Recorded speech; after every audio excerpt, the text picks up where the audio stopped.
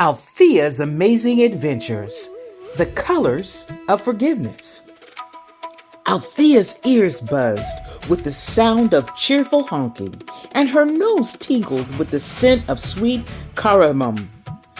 India was a beautiful storm of motion, but with a sea of people rushing past, she felt a little small and overwhelmed by the fast-moving crowd. Where did she fit into all this busy energy? Watch your step. Namaste, a friendly voice called out. A local boy named Aravav steadied her with a smile. Althea gasped as she realized they were standing right beside a giant, peaceful cow. To her amazement, the rushing crowd didn't complain or shoo the animal away. They simply adjusted their pace with absolute gentleness. "Why does everybody treat her like royalty?" Althea asked. Arav laughed warmly. "Because she is Gaumata, Mother Cow. She reminds us to be patient and gentle. In the middle of our busiest days, stopping for her teaches us Amsa, which means absolute kindness to all living things. When we look out for her, we learn to look out for each other." Arav could see that Althea wanted to understand more. "The market is just the cover of the book," he said, his eyes bright with excitement. "Today is a very special day.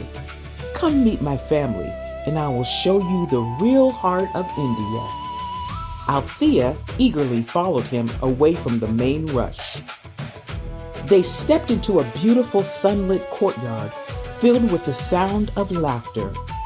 Arav's grandmother, Dadi, welcomed Althea with open arms. She pressed a cool red powder dot onto Althea's forehead. Arav explained, "This is tilak. It means you are not just a visitor anymore. You are honored family." As they sat together, Dadi shared the history of today's festival, Holi.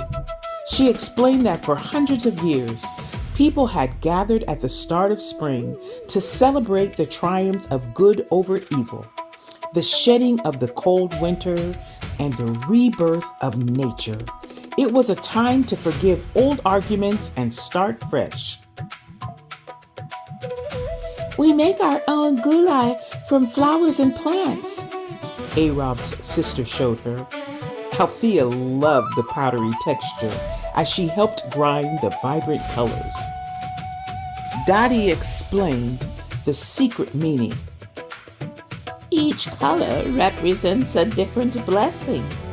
Red is for love, yellow is for new beginnings, and blue is for peace." When they stepped outside, the quiet neighborhood had transformed.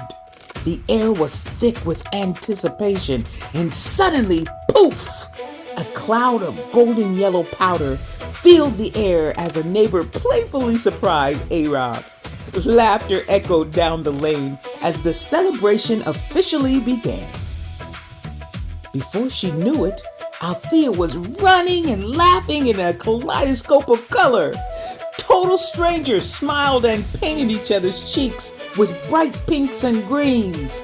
There were no barriers here.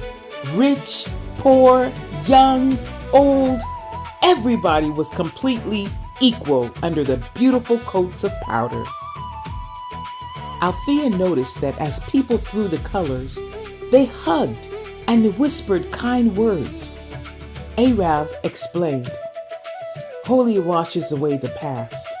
If you had a disagreement with someone during the year, today you color them, smile, and let it go.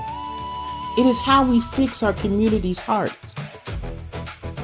Looking across the rainbow-colored square, Althea saw Gaumata resting peacefully, wearing a crown of marigolds given by the children. Althea realized that Amsa wasn't just a rule about animals. It was a way of living that connected the streets, the families, the histories, and the festival into one big circle of care. As twilight faded into a starry night, Althea waved goodbye to Arav and his family. She was covered in a rainbow from head to toe, but her heart felt the cleanest it ever had.